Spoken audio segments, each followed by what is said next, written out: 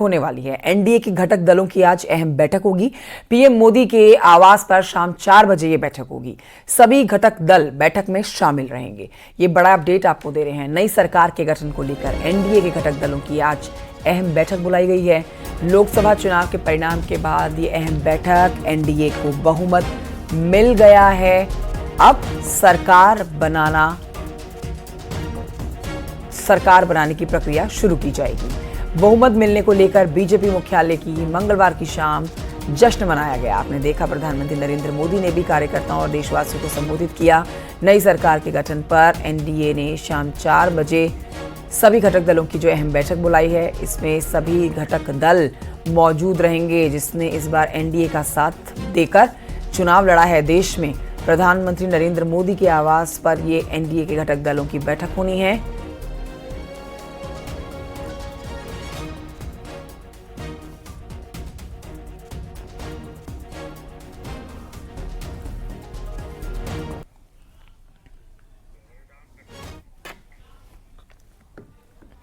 लोकसभा चुनाव के नतीजे आ चुके हैं। बीजेपी की अगुवाई वाला एनडीए 290 सीट के पार जा चुका है। इसके साथ पीएम मोदी बीजेपी कार्यालय पहुंचकर कार्यकर्ताओं को संबोधित भी कर चुके हैं। पीएम मोदी ने कहा कि भाई इस जनादेश के कई पहलू हैं।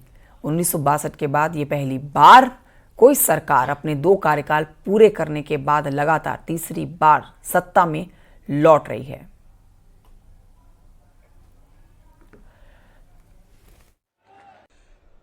1962 के बाद पहली बार कोई सरकार अपने 2 कार्यकाल पूरे करने के बाद तीसरी बार वापस आई है।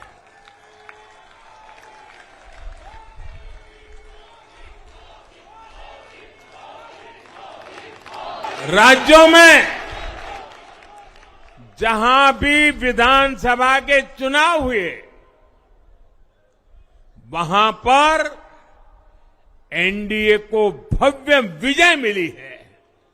चाहे वो अरुणाचल प्रदेश हो, आंध्र प्रदेश हो, उड़ीसा हो या फिर सिक्किम। यूपी में बीजेपी को 2014-2019 के मुकाबले 2024 में ज्यादा नुकसान हुआ। 2014 के लोकसभा चुनाव में बीजेपी ने जहां 71 सीटें जीती, तो वहीं 2019 में पार्टी के खाते में 62 सीटें गई। लेकिन इस बार 80 सीटों उस पर कहीं ना कहीं मतदाताओं ने भरोसा किया कि 400 पार का जो नारा भारतीय जनता पार्टी दे रही है, ये उनको एक इस तरह का मन में बैठा शंका पैदा हुई कि ये संविधान निश्चित तौर से बदल ना दें। 2014 के लोकसभा चुनाव की बात करें तो यूपी में बीजेपी ने 71 सीटों पर जीत दर्ज की थी, जबकि 2019 में भी बीजेपी को 9 सीटों का नुकसान हुआ था और पार्टी के खाते में 62 सीटें आई थी।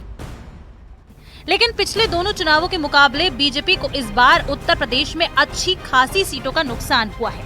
यही नहीं, बीजेपी की सहयोगी पार्टियां भी इस चुनाव में अपना प्रदर्शन अच्छा नहीं कर सकी। निषाद पार्टी और सुहेलदेव भारतीय समाज पार्टी ने तो घुटने टेक दिए, क्योंकि कांग्रेस के हाथ के सहारे अखिलेश यादव की साइकिल ने बीजेपी की सारी प्लानिंग को बेअसर साबित कर दिया।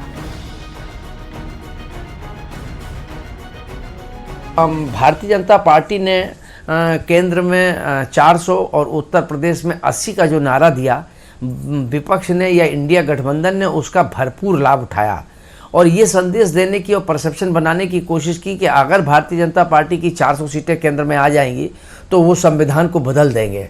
तो उससे कहीं ना कहीं दलित समाज आहत हुआ और उसको ये लगा या उसके मन में ये घर कर गया कि हाँ, अगर 400 आ जाएंगी तो भारतीय जनता पार्टी हमारा संविधान, बाबा साहब का संविधान बदल देगी। तो उससे नाराज हुए और वो वोट बैंक इंडिया गठबंधन को चला गया। 80 लोकसभा सीटों वाली यूपी में एनडीए की आधी सीटें भी नहीं आ सकी। यूपी से आने वाले कई केंद्रीय मंत्रियों को हार का सामना करना पड़ा। चुनाव में एनडीए और इंडिया गठबंधन ने अपने अपने सारे दांव लगाए थे, लेकिन एक बात तो साफ है कि नतीजों ने सबको हैरान कर दिया है। और राहुल गांधी अखिलेश यादव की जोड़ी ने यूपी में भारतीय जनता पार्टी को बड़ा झटका दिया है।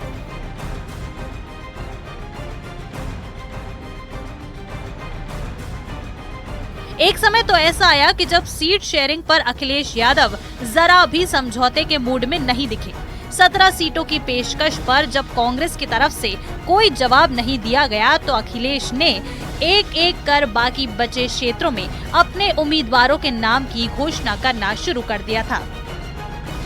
नौबत बंगाल की तर्ज पर यूपी में भी गठबंधन टूटने पर आ गई थी, लेकिन अंतिम समय पर कांग्रेस 17 सीटों पर मैदान में उतरने को राजी हो गई। फिलहाल नतीजे सबके सामने हैं और अब सबके लिए मंथन का समय भी है। Bureau report, news 18।